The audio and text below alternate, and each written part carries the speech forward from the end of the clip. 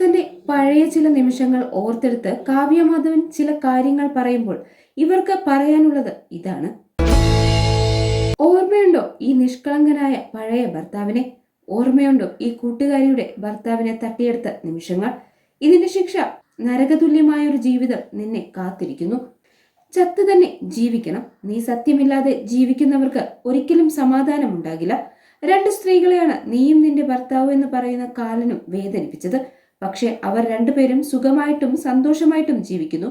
നിന്റെ അവസ്ഥ ഒന്നും ആയിട്ടില്ല. ചിലപ്പോൾ കോടതിയിൽ നിന്ന് പണത്തിന്റെ ബലത്തിൽ നിനക്കും കെട്ടിയവനും നീതി കിട്ടുമായിരിക്കും. അതാണല്ലോ നമ്മുടെ ജുഡീഷ്യറി സിസ്റ്റം. പക്ഷെ കാലം ഇതിനുള്ള ശിക്ഷ തരുക തന്നെ ചെയ്യും. Wait and see. ഇത് നിന്റെ ചേട്ടൻ നിന്റെ കൂടെ ലേബർ റൂമിൽ ഇല്ലായിരുന്നുവെങ്കിലും തെളിവില്ലെന്ന് കരുതി സത്യം സത്യമാവാതിരിക്കില്ല.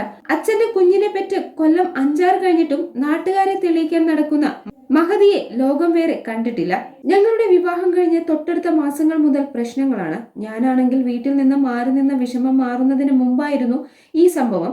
എന്തൊക്കെയാണ് സംഭവിക്കുന്നതെന്ന് അറിയാത്ത അവസ്ഥയായിരുന്നു. ദിലീപേട്ടന്റെ വീട്ടിലുള്ളവരെല്ലാം എന്നെ സ്വാധീനിച്ച് കൂടെ ഉണ്ടായിരുന്നു. അതിലാണ് ഞാൻ പിടിച്ചു നിന്നത്. എല്ലാവർക്കും ധൈര്യം കൊടുത്തത് ഞാനാണെന്ന് തിരിച്ചറിഞ്ഞതും അപ്പോഴായിരുന്നുവെന്ന് കാവ്യ പറയുന്നു. ഞങ്ങളും മനുഷ്യരാണ്. ഇത്രയും നാളായി കടന്നുപോയിക്കൊണ്ടിരിക്കുന്നത് കടുത്ത മാനസിക പ്രതിസന്ധി കൂടിയാണ്. സത്യം തെളിയുന്ന കാലം വരും. എനിക്ക് ജീവൻ ഉണ്ടാവണേ എന്ന് പ്രാർത്ഥിക്കുന്നു. എന്നെ ആശ്രയിച്ച് നിൽക്കുന്നവർക്ക് വേണ്ടി ജീവിക്കണം, അവർക്ക് വേണ്ടി പോരാടണം എന്നായിരുന്നു ഞാൻ തീരുമാനിച്ചത്. കഴിഞ്ഞുപോയ ഓരോ നിമിഷവും മറന്നു പോകരുത് എന്ന് താൻ ദിലീപേട്ടനെ ഓർമ്മിപ്പിക്കാറുണ്ടെന്നും കാവ്യ പറയുന്നു.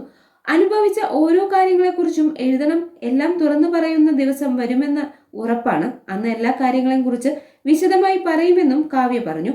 ഞങ്ങൾക്കെല്ലാം ഇപ്പോൾ മകളാണ്. എന്റെ പ്രസവ സമയത്തും ഏട്ടൻ ലേബർ റൂമിൽ ഉണ്ടായിരുന്നു. മകളെ കയ്യിൽ കിട്ടിയതോടെ അദ്ദേഹം മഹാലക്ഷ്മി എന്ന പേര് വിളിക്കുകയായിരുന്നു. എത്ര ദേഷ്യം വന്നാലും മകളെ സ്നേഹത്തോടെ കാര്യങ്ങൾ പറഞ്ഞു മനസ്സിലാക്കാൻ ദിലീപേട്ടന് നല്ല വശമുണ്ട്. തനിക്കത് കഴിയില്ല. ദേഷ്യം വന്നാൽ താൻ പുറത്തു കാണിക്കും. ദിലീപേട്ടൻ വേണ്ട എന്ന് പറയുന്ന കാര്യങ്ങൾ മകൾ ചെയ്യാറില്ല. എന്നാൽ താൻ എത്ര പറഞ്ഞ് പുറകെ നടന്നാലും അത് മകൾ അനുസരിക്കാറില്ല എന്നും കാവ്യ പറയുന്നുണ്ട്.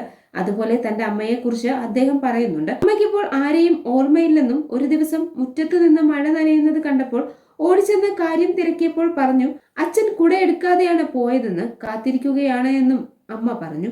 അച്ഛൻ മരിച്ചു പോയതെന്നും ഓർമ്മയില്ലെന്നും ചോദിച്ചപ്പോൾ അമ്മ കരയുകയായിരുന്നുവെന്നും കാവ്യ പറയുന്നുണ്ട്. കാവ്യ തന്റെ സന്തോഷവും സങ്കടവും അടങ്ങിയ കുടുംബജീവിതം ഇത്തരത്തിൽ വിശദീകരിച്ച് എഴുതിയതിന് പുറമെയാണ് പ്രേക്ഷകർ അവരുടെ വിരോധങ്ങൾ കമന്റായി കുറിച്ചതാണ് നമ്മൾ ആദ്യം കണ്ടത്.